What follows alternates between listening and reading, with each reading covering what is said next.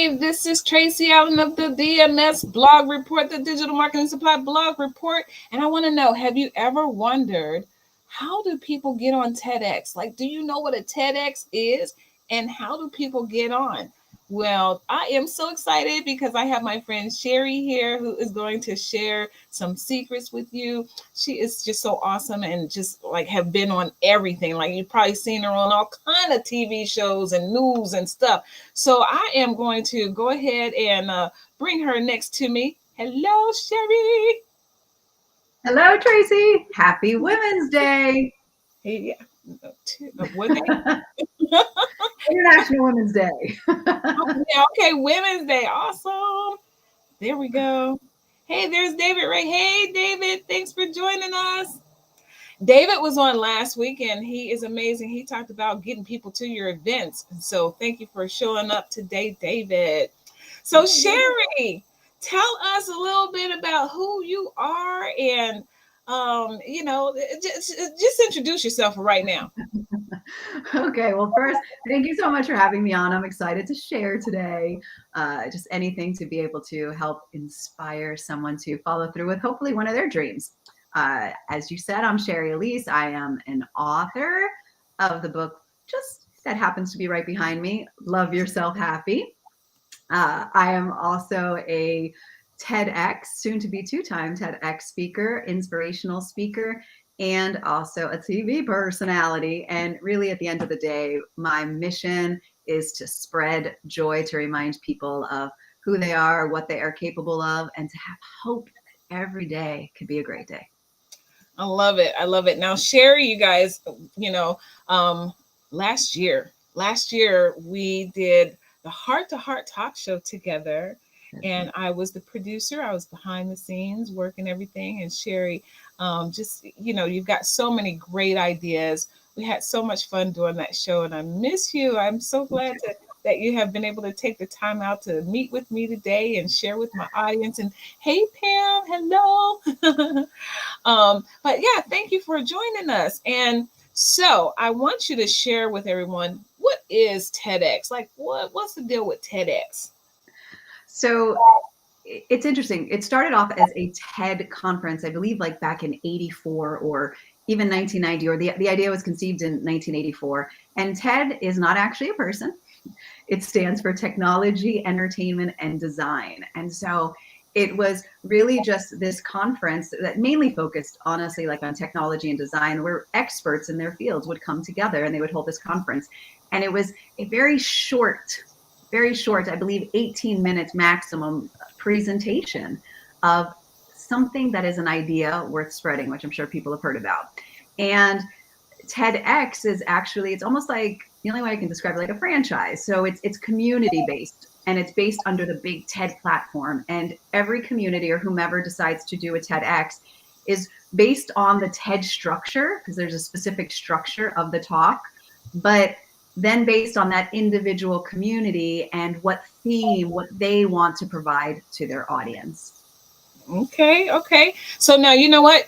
I know you said that it's not a name, but I thought that Ted, what's his name? Ted, you know who I'm talking, Ted, there's a Ted that there's a TED somewhere out there. There's a TED that I thought started the first TED Talks. And or the Ted Turner Network, that's what it is. I thought that Ted Turner was the one that started the TEDx, but I hear what you're saying. That makes a lot of sense.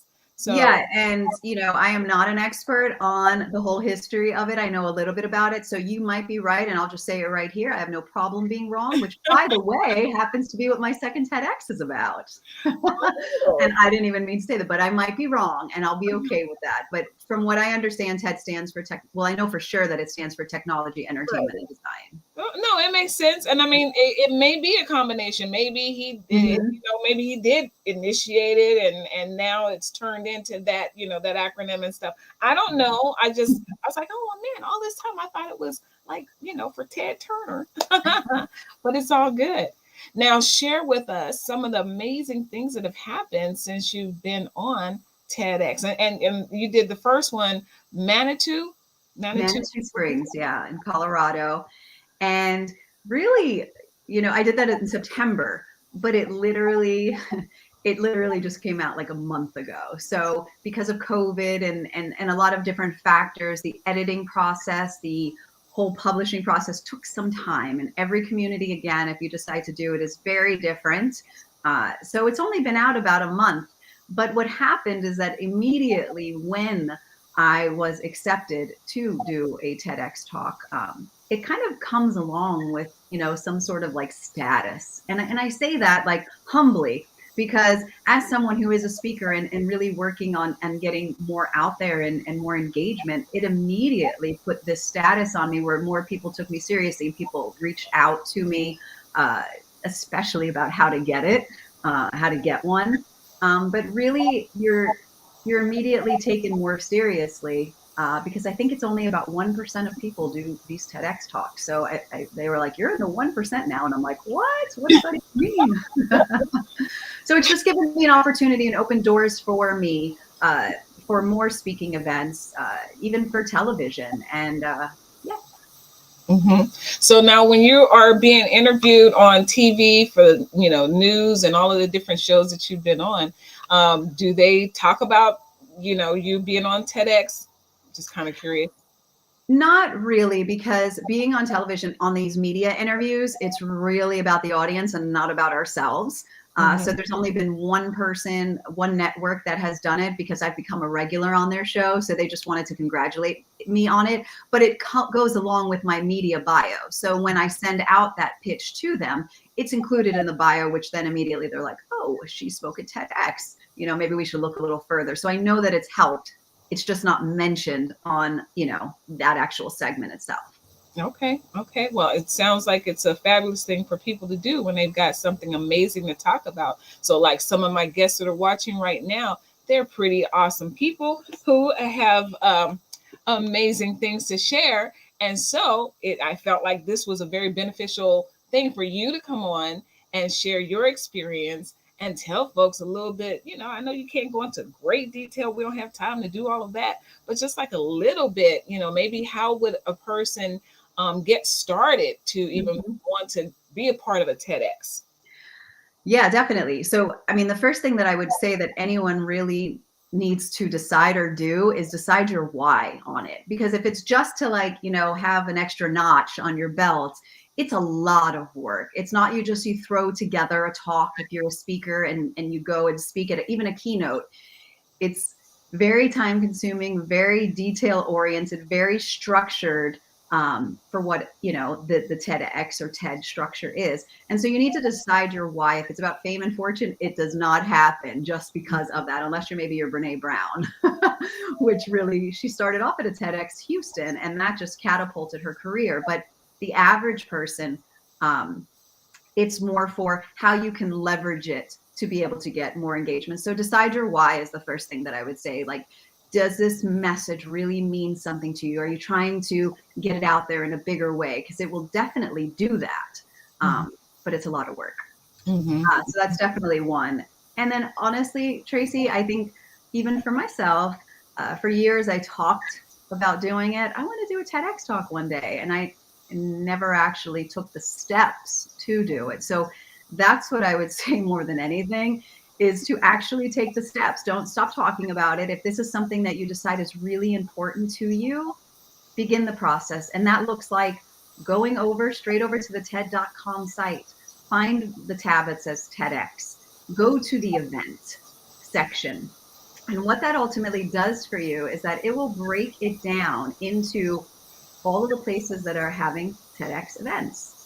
But it doesn't come that easy. When I mentioned about it being work, it literally is, because you can't just click on something and there's the application for you.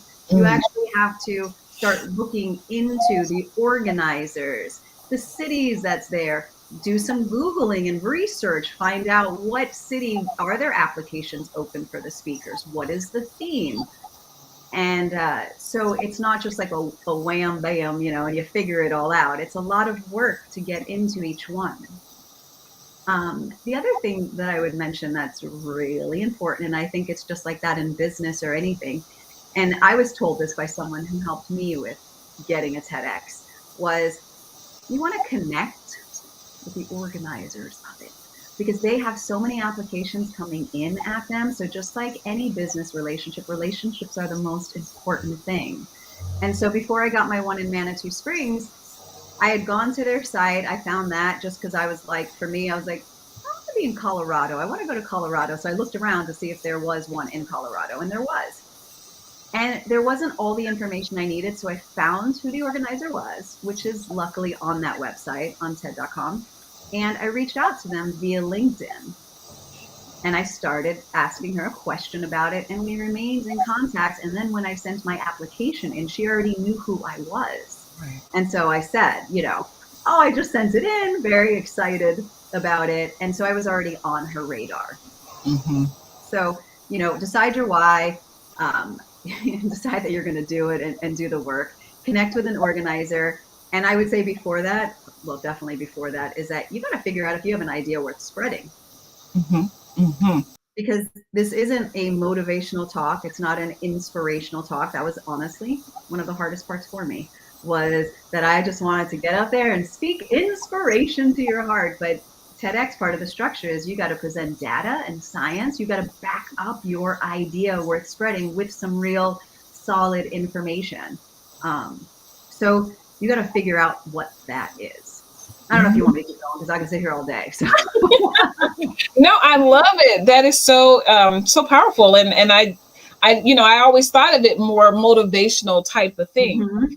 and I guess the way it's done, it is motivational, but it's weaved in such a way that there's all that science and data and stuff like that. So you're getting that education along with the motivation, and you did an awesome job. I mean, you guys are going to have to go on YouTube and find her video, huh? Thank you. Yes, it's called How Self-Connection Can Lead to Joy. And it really is, because there's so much research done on happiness, and this whole idea of, happiness being outside of you, and joy is, I talked about the research behind joy and happiness and the differences, and really at the end of the day, how it's about connecting back to ourselves. But just really quickly about the motivation, that really comes through storytelling. So it's really about relating your story to your big idea. And your big idea has to be different than other people's, and it has to be presented in a different way. Last thing I'll say, in April next month, I'm presenting at Syracuse University at TEDx. And while I'm talking, thank you, my alma mater, go Orange. But while I'm talking about mind shifts and perspective shift, which everyone talks about, like there's nothing new or unique about that, but I'm talking about it through the lens of being wrong about our beliefs, all the things that we've held onto, and what would that look like, and how would that change the world if we were all willing to let go of our rightness. Mm, mm, mm. That's going to be really good and important, and I hope a lot of people will tune in and check that out. I hope so. Wow. Okay, I'm gonna look at the chat here. I see Dave Ray said that he's always wanted to do it. Do it, Ray. He's an amazing person, so he's wanted to do it. And Pam, thank you for showing up, Pam. She's always awesome. And so Dave is saying that Ted Koppel worked for ABC. Cool, cool, cool. Yeah, I mean, at the end of the day, like I said, you just have to decide and do the work behind it. But if we don't ever just take that step, right? Like if I didn't just send that application, I'd still be talking about how I want to do a TEDx talk. Mm-hmm. So it really is about just deciding on it and then following through, because there is your yes out there. Yeah, yeah. Well, I'm inspired as I'm listening to you. I'm thinking, you do have one in you. Maybe I want to do a TEDx. You do have an idea worth spreading if you're going to stay in the same line of what it is. Yeah. I know. Let's see. Pam says, I'm looking for your video, Shari. Oh, thank you. And make sure to comment on there. It helps the algorithm. Yes. Thank you. Yeah, you could just look it up by my name. Even if you put Shari Alyse TEDx, it'll pop up there. Yeah, and there's only one Shari Alyse. So thank God. My other half is like, whew, because I can't deal with anymore. Well, we're grateful for John for holding you down, keeping keeping you together. So Yes. For bringing me back down to earth, right? you know, so awesome. Well, that is it. That was 15 minutes in Oh, a wow. flash. In a flash. If you guys have any more questions, hit us up real quick here. Otherwise, we are going to be checking out. So let me see. How do I want to exit? There's all these different. This platform is just so interesting and fun. They keep adding stuff to it. Okay. Oh, look, here's Well, something. anyone can reach out to me if they have more questions. I'm willing to do some consulting, all that. So if this is something that you really want to dive deeper into, Wonderful. And how should people reach out to you? they can contact me via my website. It's probably the easiest, ShariAlyse.com. All right. ShariAlyse.com, you guys. Hit her up. This is a great person to connect with. She's just awesome. Somebody that's just filled with joy and shares her heart, shares her realness, she's just an amazing person. So I'm so thankful that you took some time to come and share with the audience and everything and with me. And I'm deep in the heart of preparing for my keynote coming up in a TEDx, but I got to tell you, Tracy, it was you, and I was like, I want to come support anything that you'll do. So thank you for asking me, and I just loved our time together. You're so welcome. Thank you. Okay, guys, I'm gonna go ahead and check out. Shari, don't go away yet, but I'm gonna say goodbye to you guys and thanks for tuning in. And if you're watching later, watch the hashtag replay. But thanks for tuning in. I appreciate you all. Ciao for now.